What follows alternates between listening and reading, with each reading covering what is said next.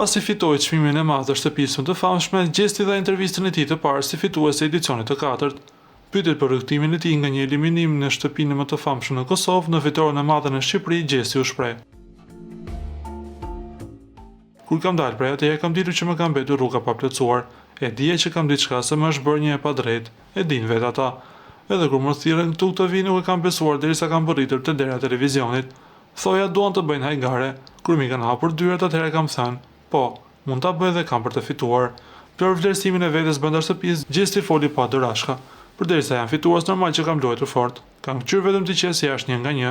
S'kam pasur mëshirë për ta hiq, sepse as ata s'kan pasur për mua, askush."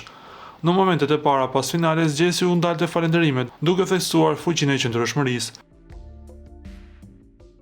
"E falenderoj mos pari veten që kam duruar shumë dhe kam mbajtur disa gjëra që të tjerë s'kan mundur t'i mbajnë.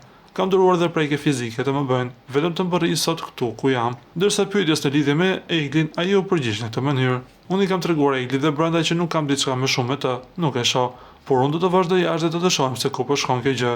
Ndoshta rrugës mund të shohim diçka më shumë, se nuk gënjej dhe nuk i premtoj askujt. Kështu që jam i njëjtë, edhe jashtë, ja them ato gjëra siç i thash brenda." Unë në këtë spektakël kam arritur t'i tregoj të gjitha ngjyrat dhe t'i fitoj të gjithë njerëzit e vërtet, që e dinë se çfarë është emocioni, të ngrihesh, të biesh dhe të dashurosh.